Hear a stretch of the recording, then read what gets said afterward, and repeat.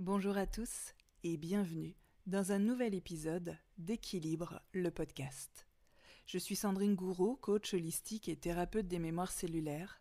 Ce métier passion qui me permet de vous accompagner dans la libération émotionnelle de vos blessures grâce à plus de 300 MP3 mêlant hypnose, énergétique, programmation neurolinguistique et coaching pour aborder chacune de vos problématiques sous des angles aussi différents que complémentaires.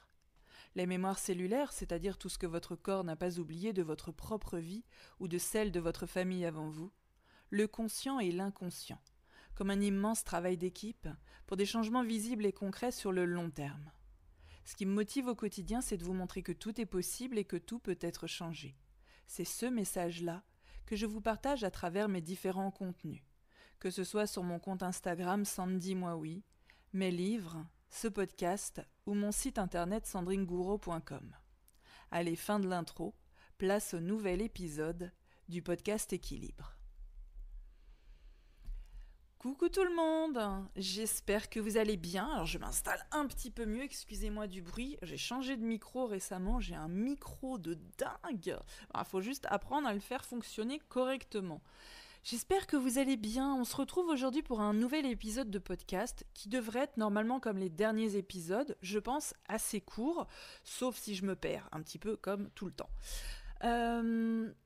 Aujourd'hui, j'ai envie d'aborder un thème qui est assez difficile à décrire en fait. Mais pourtant, je pense que ça va parler absolument à tout le monde. Vous savez, dans le métier que j'exerce aujourd'hui depuis maintenant un peu plus de 5 ans, s'il y a bien une récurrence, c'est qu'on me contacte toujours pour me demander de l'aide pour supporter une situation qui n'est pas supportable, au lieu de me demander de l'aide pour se libérer de la situation. Je ne sais pas si vous suivez. Je vous donne quelques exemples.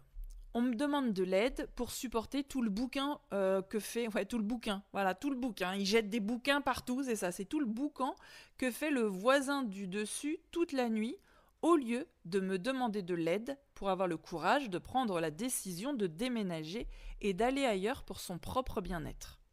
On me demande de l'aide pour supporter l'infidélité de son conjoint, dont on me dit énormément souffrir, au lieu de me demander de l'aide pour avoir le courage de prendre la décision de partir et de refaire sa vie avec quelqu'un qui nous fera moins mal.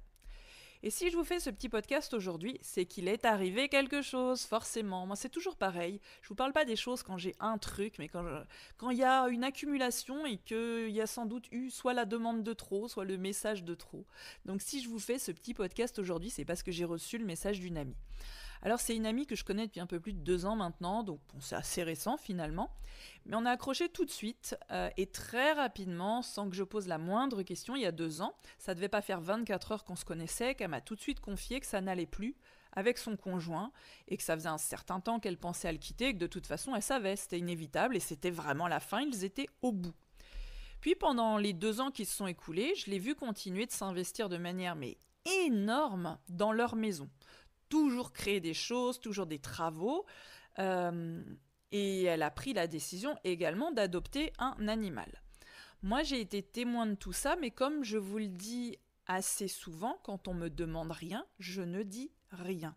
Et depuis peu, elle me contacte tous les jours parce que ça va pas avec son conjoint et elle me demande mon opinion.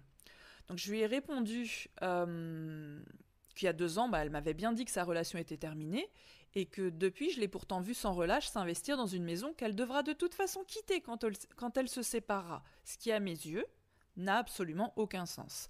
À part un sens inconscient de ne pas du tout vouloir se séparer et de tout faire pour mettre des bâtons dans les roues de cette séparation, pour rendre ça plus compliqué, plus insurmontable. De la même manière que d'adopter un animal qui va devenir le centre des négociations à la séparation, ça me semble un peu compliqué à intégrer. Et donc ce matin, elle m'a envoyé un message, sans bonjour ni rien, mais c'est pas le plus important, mais c'est intéressant quand même, dans lequel elle me racontait avec précision ce qui venait de se passer avec son conjoint. Alors gardez bien à l'esprit que plus personne ne s'entend, plus personne ne supporte, et ça date pas d'hier. Donc elle me raconte tout ce qui vient de se passer, pour conclure en me disant « Voilà ce que je subis, je ne te demande pas de commenter ce que je viens d'écrire, juste de compatir. » Bon, bien sûr, elle a écrit d'autres choses, mais cette phrase-là, elle est très importante. Je ne te demande pas de commenter. Bien évidemment que non, puisqu'on sait exactement ce que je vais dire. Je te demande juste de compatir. Alors je lui ai répondu grosso modo que conformément à sa demande, j'allais pas commenter, mais que j'allais pas non plus compatir parce que ça serait lui retirer son pouvoir. Je peux compatir à sa tristesse si elle perd un être cher parce qu'elle subit, mais je peux pas compatir en ce qui concerne une situation qu'elle a littéralement le pouvoir d'arrêter à n'importe quel moment. Je vous rassure, on n'est pas fâchés, elle l'a très bien pris, c'est toujours mon amie. De toute façon, je pars du principe que quand on me connaît et qu'on m'écrit ce genre de choses, c'est qu'on a besoin d'entendre certaines choses, sinon on est tous assez intelligents, on le garde pour soi et on ne me contacte pas. Et en fait, tout ce que je viens de vous raconter, c'est pour vous amener à ça.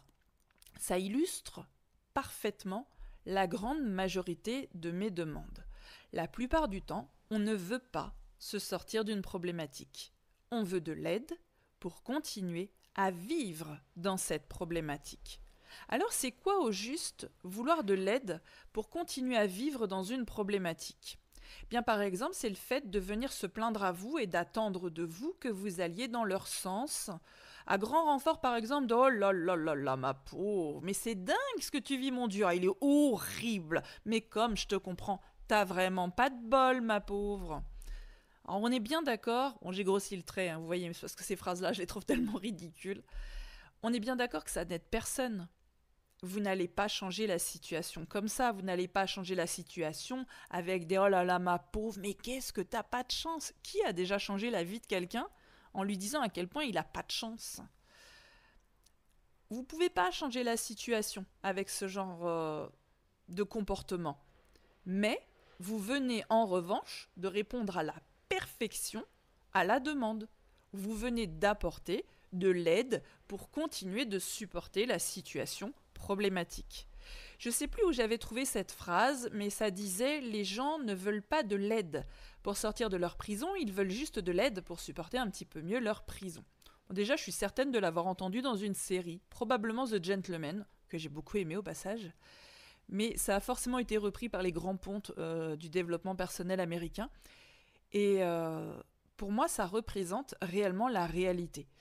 Ça nous renvoie un petit peu à un podcast que j'avais fait sur le sujet « Est-ce que tout le monde peut changer ?»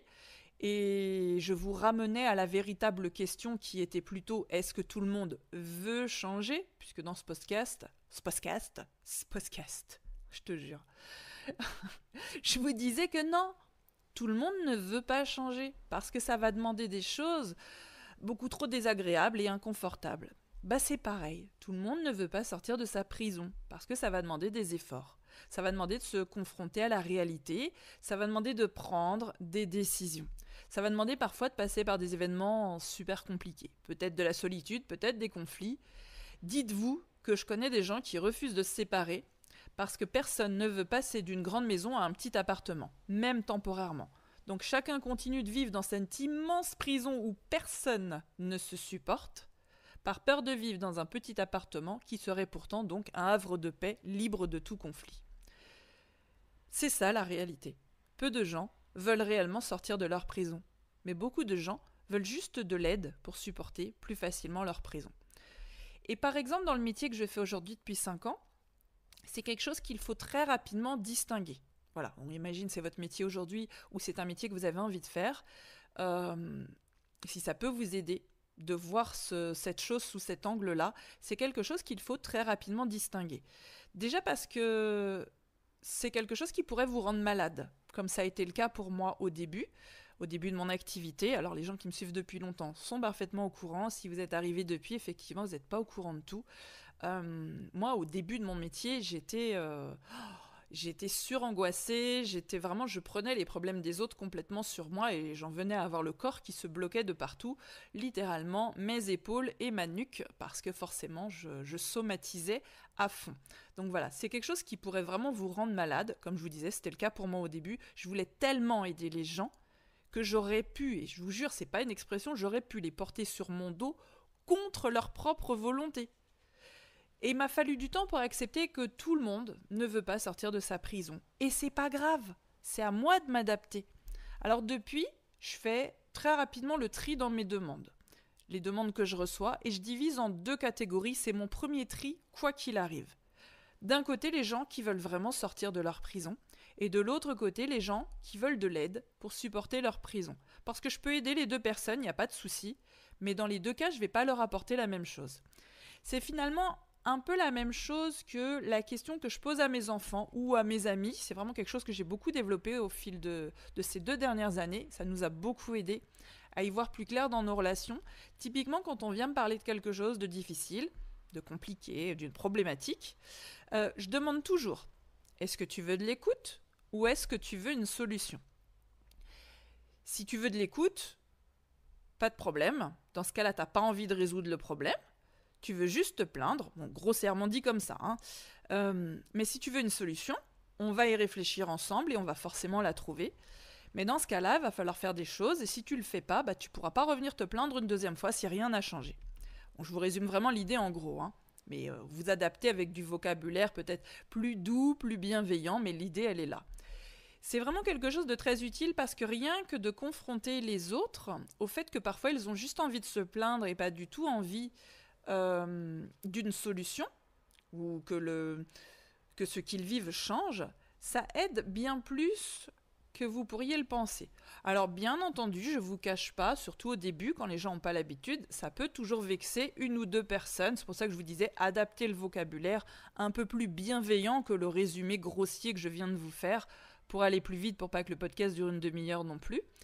Mais bon, ça vexera surtout les personnes qui n'ont pas l'habitude. Moi, je sais qu'avec le temps, personne ne m'en veut de cette manière de faire. La preuve étant, comme je vous en ai parlé sur les réseaux, je suis réellement devenue la référence du développement personnel et spirituel de toute ma famille, de tous mes amis, et des amis de la famille, et de la famille des amis. Je suis littéralement devenue le premier réflexe de toutes ces personnes quand il y a quelque chose qui se passe dans leur vie. C'est donc, on va en déduire que ma manière de faire doit leur être utile quand même. Mais ça peut être bien également de s'appliquer cette question à soi. Avant de raconter quelque chose ou même pendant qu'on raconte quelque chose. Se demander, est-ce que je cherche de l'écoute ? C'est ni plus ni moins que se demander, est-ce que je cherche de l'attention ? En gros. Et c'est possible. On est quand même tous pareils. Il y a des fois, on a besoin d'écoute, / j'ai besoin d'attention, / j'ai besoin de me plaindre et de répéter le problème en boucle. J'ai juste besoin de ça. Voilà. Ou est-ce que je cherche une solution ? Voilà. Quand tu cherches une solution, tu n'as pas envie de répéter la même histoire sans arrêt. Tu as envie d'en parler une fois, on trouve la solution et on passe à autre chose. Et de vous poser cette question, ça pourrait vous aider à y voir plus clair. Moi, je sais que je me la pose souvent. Donc si vous vous posez cette question, vous pourrez y voir plus clair sur ce que vous voulez réellement.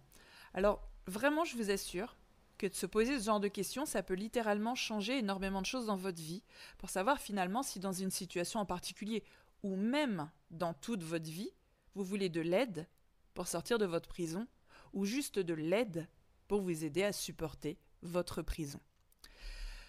Vous avez vu ? Vous savez que c'est la fin du podcast, parce que j'ai employé ma voix de fin de podcast. Donc voilà, c'est tout pour moi aujourd'hui. J'espère que ça vous aura été utile. J'ai absolument aucun doute sur le fait que c'est un thème qui va beaucoup chahuter, mais c'est pas grave, c'est aussi comme ça qu'on fait avancer les choses. Moi, je vous souhaite que du bien. Je pars du principe que vous ne tombez sur rien au hasard et que si vous êtes tombé sur cet épisode de podcast en particulier, peu importe que vous y soyez abonné ou non, et que vous l'avez écouté en entier, c'est qu'il y avait au moins une partie de vous, même une toute petite partie de vous, qui en avait besoin. À part ça, on avance tranquillement vers la sortie officielle de mon livre. J'en ai ras la couette. Plus on arrive au bout, plus j'en ai ras la couette. Moi, je fais pas partie des gens patients. À partir du moment où je signe le livre et à partir du moment où je l'ai rendu, j'ai vraiment du mal avec toutes les étapes. Voilà. Donc, on avance vers la sortie officielle de mon livre aux éditions Très Daniel. Vous n'imaginez pas à quel point j'ai hâte. Je sais à quel point je peux aider les autres. Et plus je multiplie les supports, plus je suis heureuse. Pour les autres, tout simplement. Alors j'en profite, c'est la dernière note, j'en profite pour vous remercier énormément parce que j'ai beau avoir le talent de l'écriture et de m'exprimer et de jouer avec les mots, je suis néanmoins très lucide sur comment fonctionne la société de nos jours. Si j'avais pas une aussi belle communauté sur les réseaux sociaux notamment, peu importe mon talent d'écriture, je sais très bien qu'on ne me proposerait pas tous ces projets. Alors un immense merci pour votre présence au quotidien sur mes réseaux. Merci. J'aurais bien envie de dire, et ça n'a pas de prix, mais si, ça a un prix, et c'est tout ce que je vis justement, alors merci beaucoup. Prenez bien soin de vous, et je vous dis, aux prochains épisodes de podcast.